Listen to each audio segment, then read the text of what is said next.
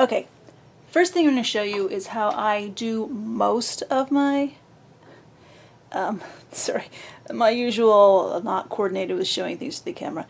Most of my hems on doll clothes are sewn with this. This is a rolled hem foot. You replace your regular sewing machine presser foot with this. Now, varying quirks of my machine, I have to really increase the tension and the stitch length to get this to work. And I'm just going to show this to you on a scrap. So you have to cut an angle, and then let's see. Well, now we see if I have this set up right or if I'm just going to be in the way. I think you'll be able to see it. Okay, you slide that angle into the presser foot. I just loaded my bobbin so my thing wasn't cranking. And then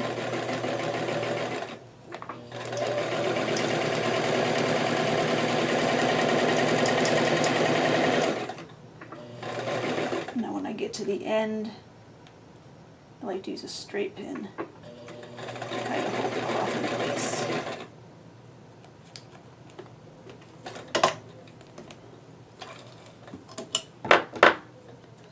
So that gets this nice, even little hem. And yeah, there's threads in it because I didn't clean it up before I rolled it. But if you've seen doll clothes I make, it's very likely you've seen this hem in action.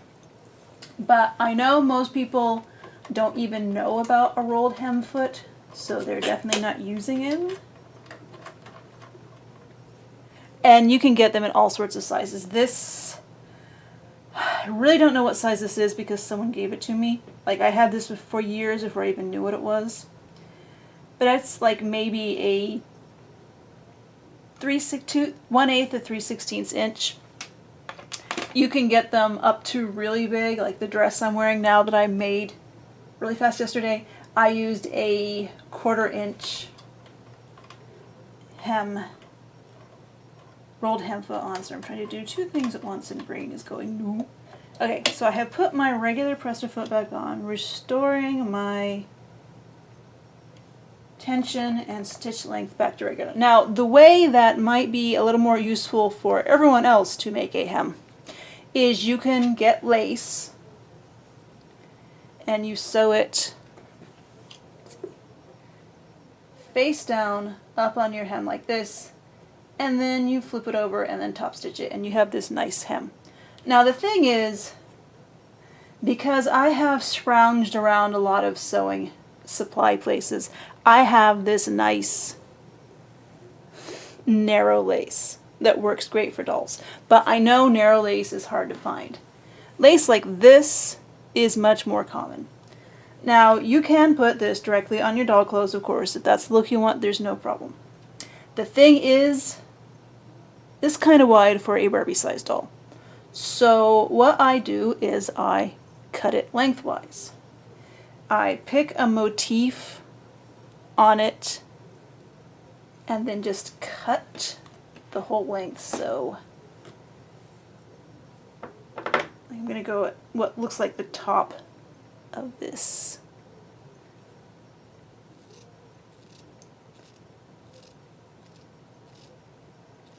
And you cut that until you have it the length of your piece of cloth that you want to have for a skirt. So I will edit out all of that. Alright, that should be enough. I will also say, the lace normally is going to go on to stuff and hang like this, where this is the top and the scallop part is the bottom. And you can see what I have cut lengthwise. I could use the scalloped part for lace, but actually what I like to do, because to me it just looks more in scale, although I don't know why I worry about it because most of the time I'm using prints and things that are not the least bit in scale. But if you look at the top of the lace, like this is very lightly scalloped. So you can just flip that around and suddenly you have very small, roughly 6th scale scalloped lace. So let me just...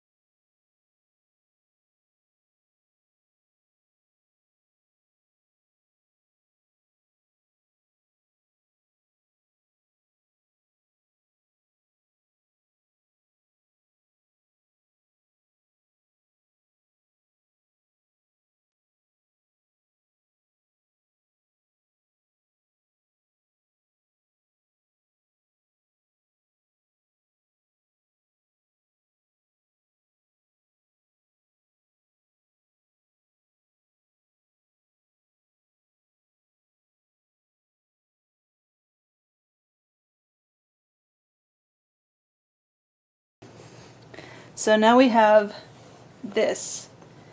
And my favorite thing to do when edge stitching, so you can get really clean and really close to the edge, is you see the presser foot here.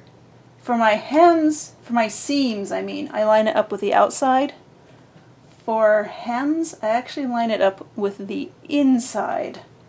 I have no idea if it's going to be clear because, of course, I'm looking at the tiny little screen on the camera.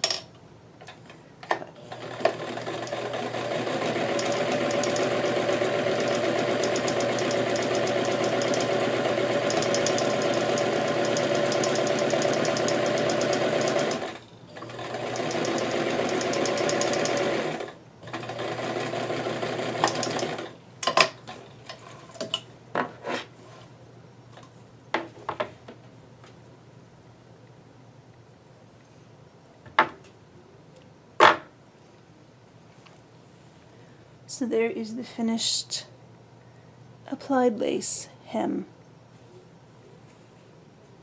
I didn't gather it because that is a completely different contraption that I use. Although I will show you how I use it to gather the top of the skirt. Once again, just because my sewing machine is cranky, I have to increase my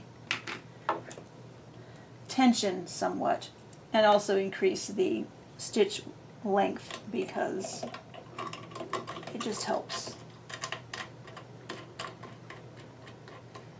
Alright, there are different configurations of ruffler feet. This one has this thumb screw here, controls the amount that it's ruffled. I don't know if there are some that will actually tell you at this point you're going to ruffle it by 25% versus 33 versus 50 versus 66 versus 75. You just, after using this thing for about, I don't know, maybe 10 years now, I kind of have a feel.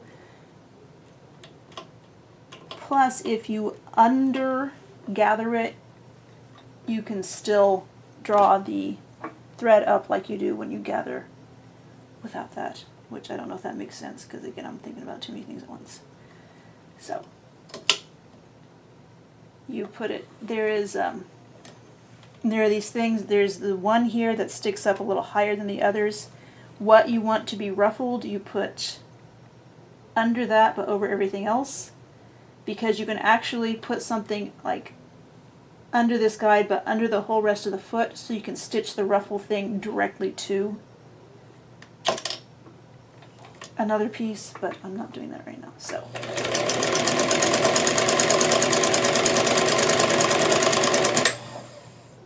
Yeah. I got a sewing machine that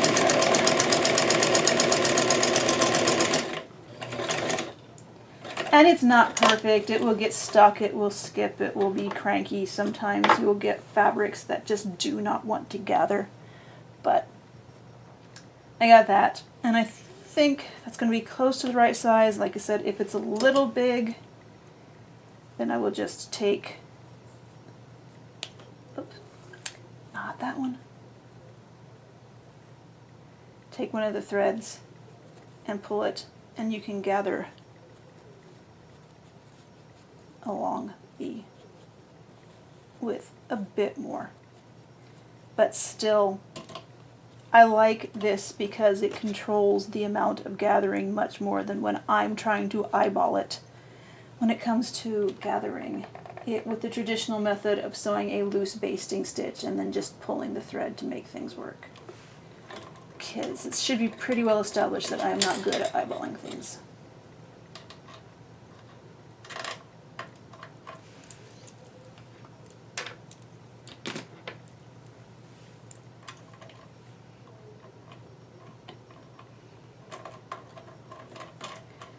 So there we go with the tension back to normal and the stitch length back to normal.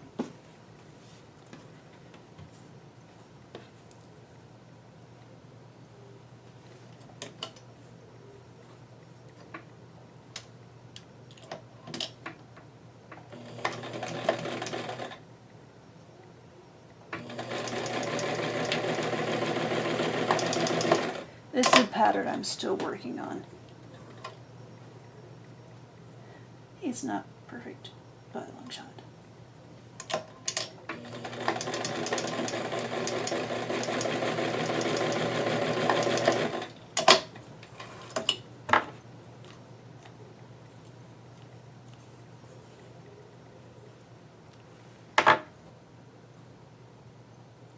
And if you think that I don't ever make mistakes when I sew, you are mistaken.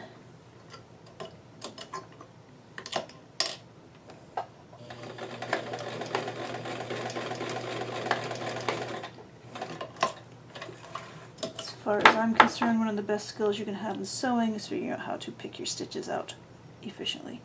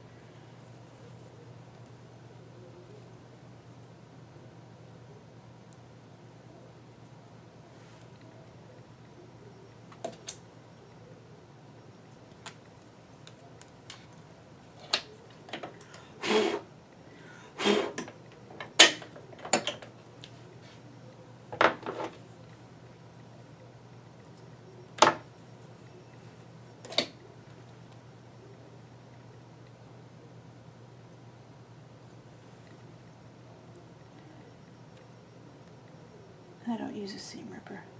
I do this. Sometimes you can get to a point with this where you can just pull it out.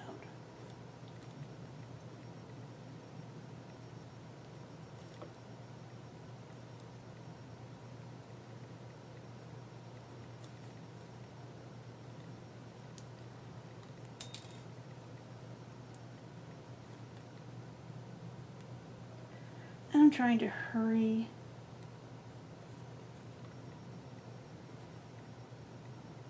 because I'm making a video.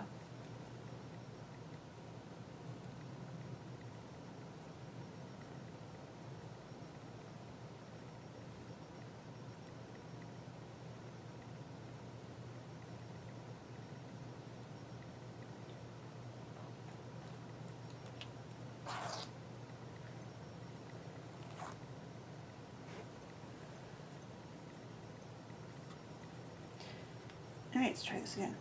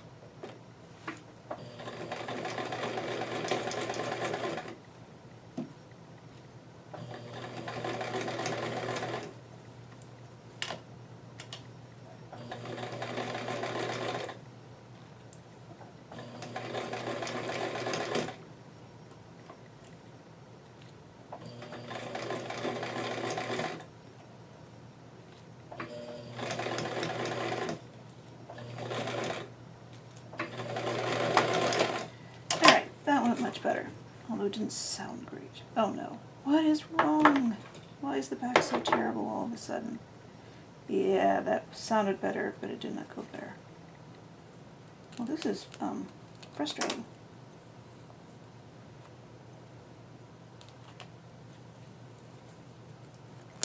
I have to stop being lazy and actually take the bobbin out and figure things out.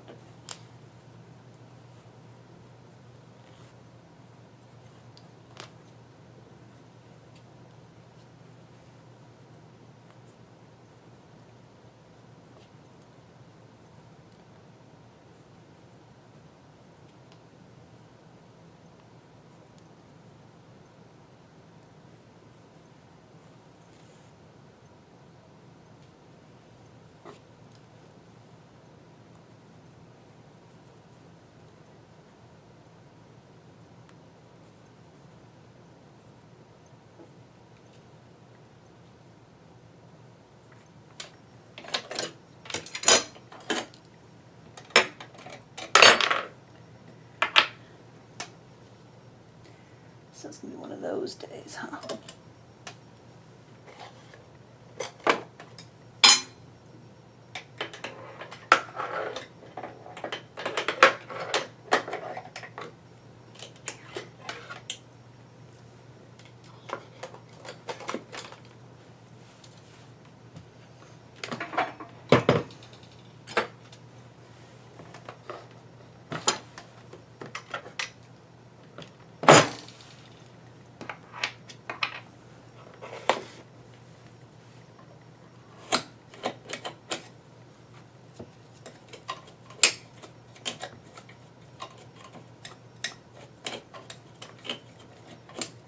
Like I said, it really should be oiling this instead of just delinting it. Not gonna.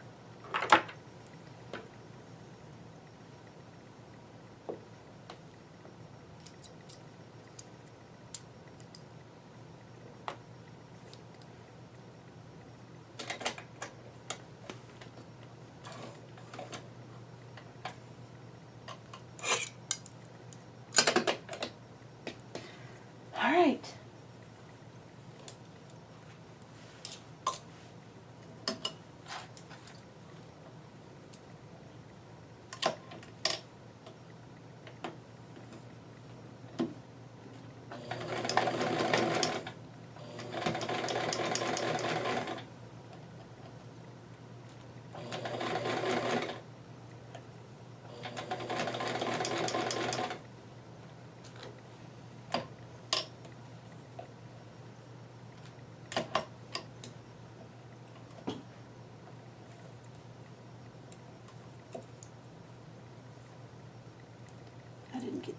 pinned right. So I'm trying to flatten it out as I go.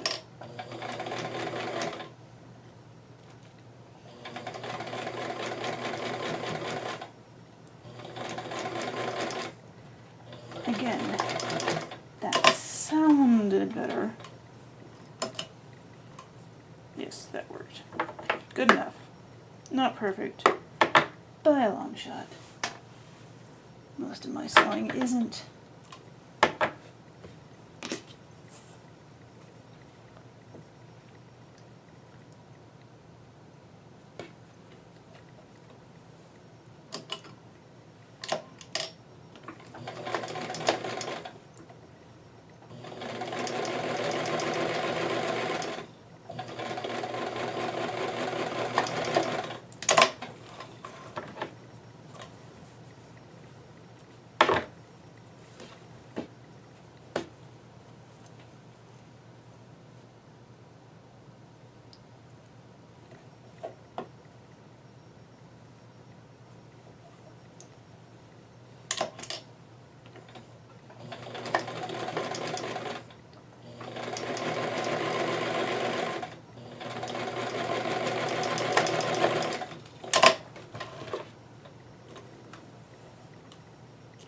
And hey, you know that rolled hem foot I showed you at the beginning that I used for skirt hems? I use it for sleeves a lot too.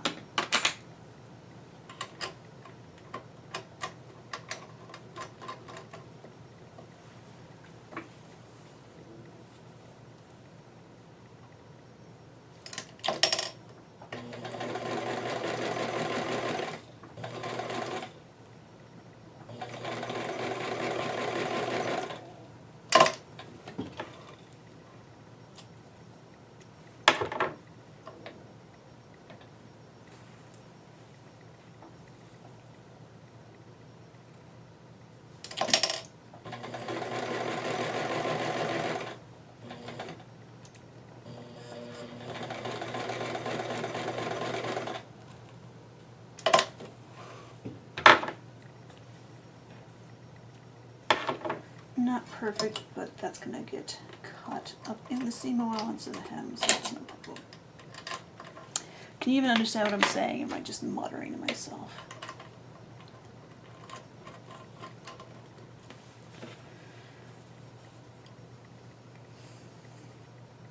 I'm going to line up the underarm sleeves. Line up the hems. And start at the bottom.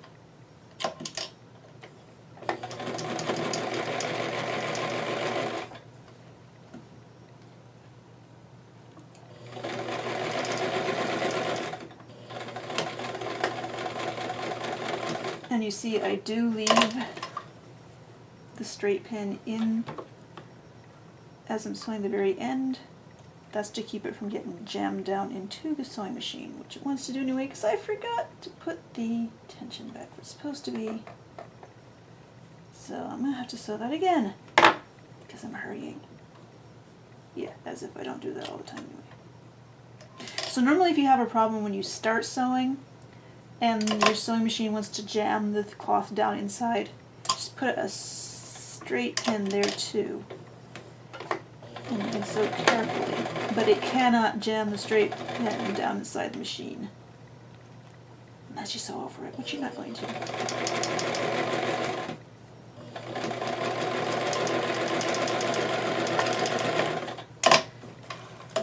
I mean, the quality of the cloth you're using has a lot of impact on whether or not it's going to get jammed down in the machine also. So if you're using something that consistently gets shoved down in the machine, it's probably not very high quality or very thick. Alright, so one thing you also want to do is trim the edge away like that of the seam so the seam won't stick out of the sleeve. And you want to cut into the seam allowance under the underarm so when you turn it right side out it can actually spread like it needs to.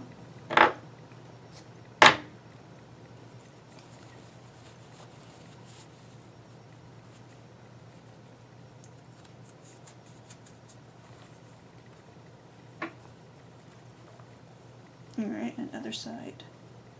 Same thing. Straight pin into the stitching so it's lined up.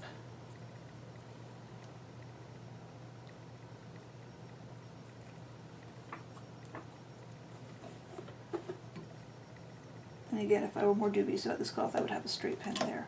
So.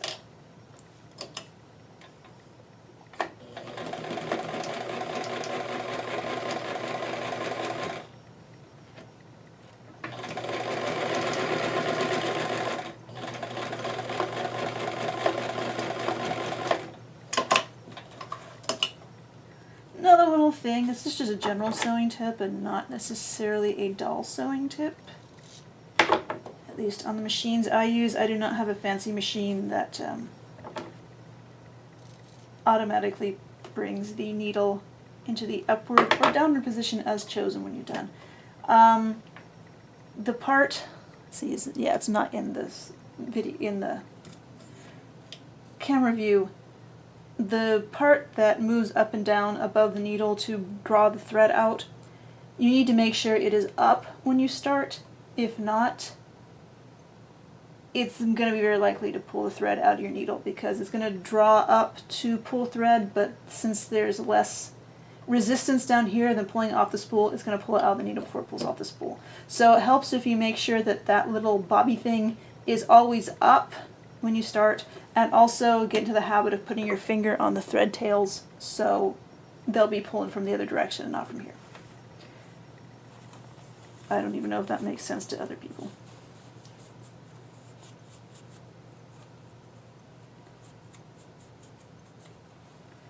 Alright, and then I finger press the seams open. Well, it's a little more than finger pressing. I actually scrape my fingernails over it. It's very important to make sure you don't have chocolate on your fingers when you do this. That is not a theoretical, hypothetical, potential warning. I have gotten chocolate on a lot of doll clothes. Alright, so now I have this bodice that we are ready to put this skirt on. So the first thing to do is see if they are roughly the same. And I'm going to go ahead. Normally I would draw in the end so that they are exactly the same because this is a little long. But since I accidentally snapped the thread and this end is not gathered, I'm not going to worry about that.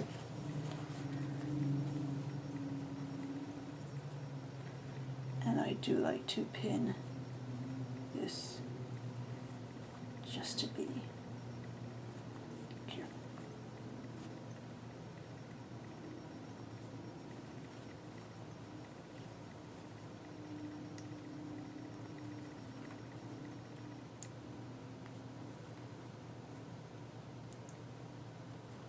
It's like if you were making something and the skirt has side seams in it itself, you need to make sure the side seams line up with the side seams of the bodice. I tend to only do skirts that actually have side seams. I don't have enough width of cloth to make it all one piece because I'm lazy.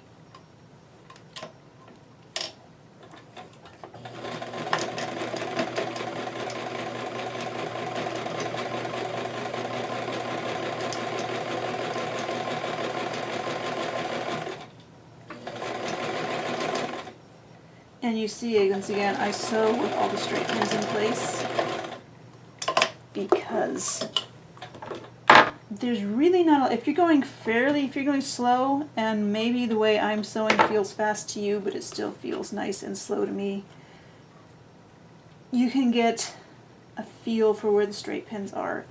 And I'm not saying I never sew into them, because I have this like whole section. The straight pins over here is bent to varying degrees from sewing over them. But I don't sew into them very often. I generally do sew past them.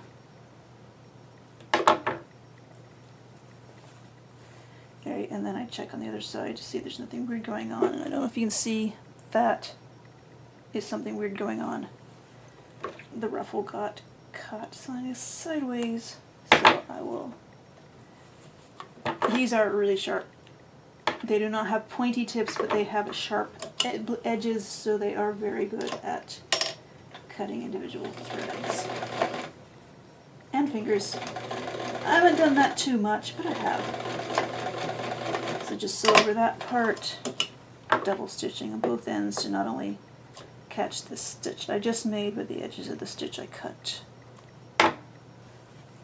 Alright. So the thread that I use to gather it is not really visible. Normally I manage to sew just next to it so it is very visible. So then I just pull it out.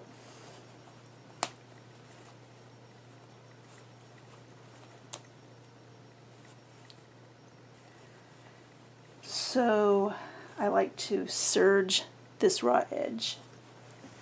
I can need about 2 to 3 inches. And another thing I do is I'm still at the very ends of what Cosmo Moore very kindly sent me of this ultra lightweight, low profile hook and loop tape for doll use. But you see that's this wide is how it's manufactured.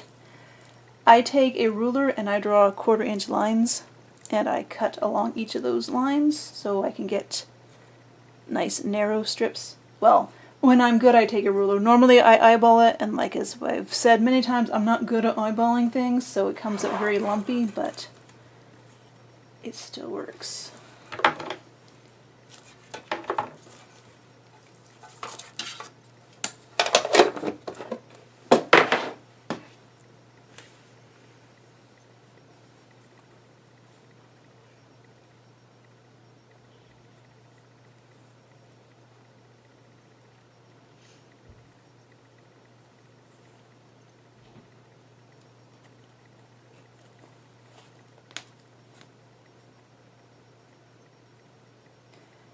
Normally I am more vigilant about getting all of that gathering thread out, but I'm in a hurry. Alright, I like to put the soft part on top.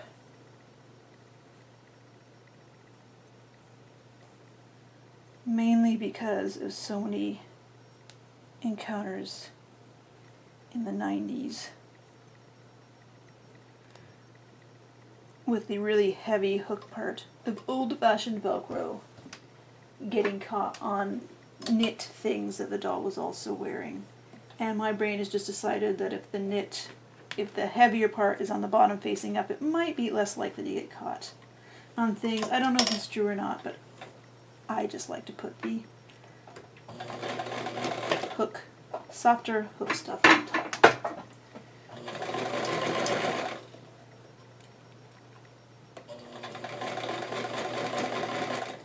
Again, I line things up with the edge of the inside of the straight stitch presser foot. And also for turning the corners here, I once again use a straight pen as a handle. It not only keeps stuff from getting shoved down in the machine, but it also provides something to hold on to and push on.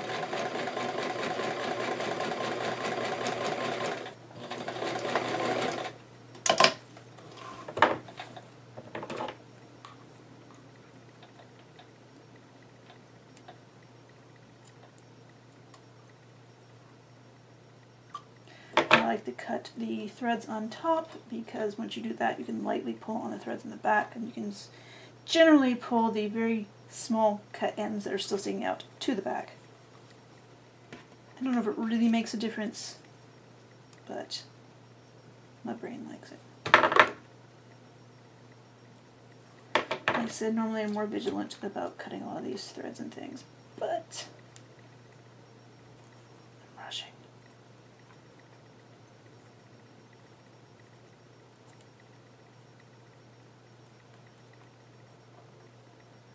I like to use straight pins to hold this in place because if I don't, I find it shifts around a lot when I first start sewing it. And it's just annoying.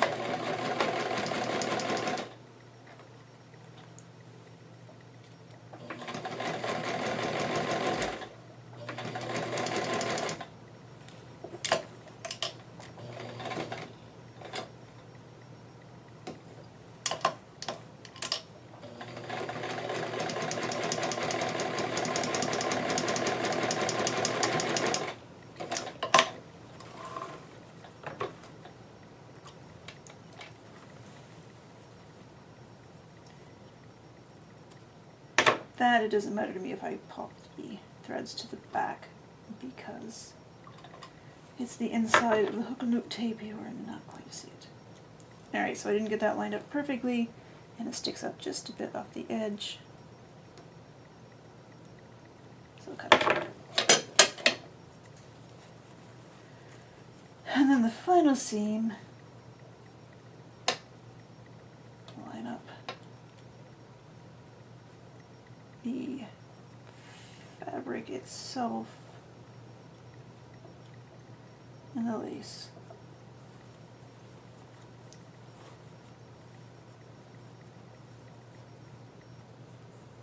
And then get the hook and loop tape meshed together just to hold it, but the straight pin will let you have a visual cue that it's time to stop.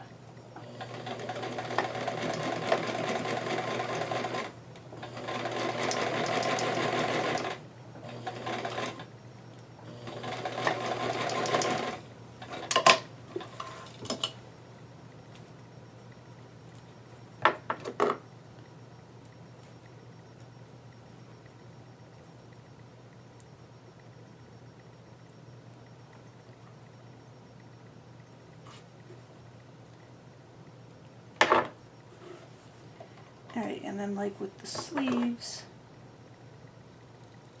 cut off the edge so it's not sticking out once you turn it right side out.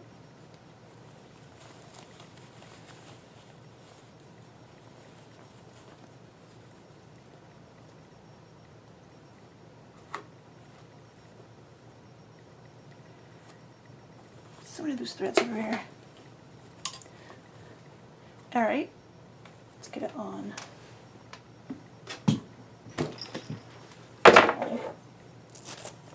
This shirt was initially developed for curvy size dolls, although I admit that is when I should be properly sewing the seams with a 1/4 inch, and I didn't.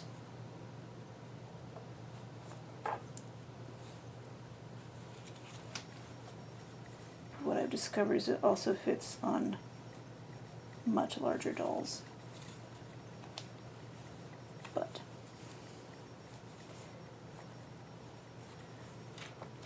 nice, loose.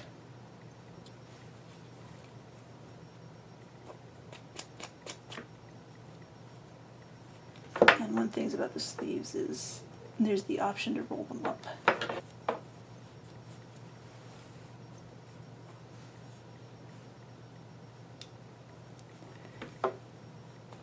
So yeah, that turned into more than I thought I would show you today, but then again it makes up for me having nothing else to show you, so there we go.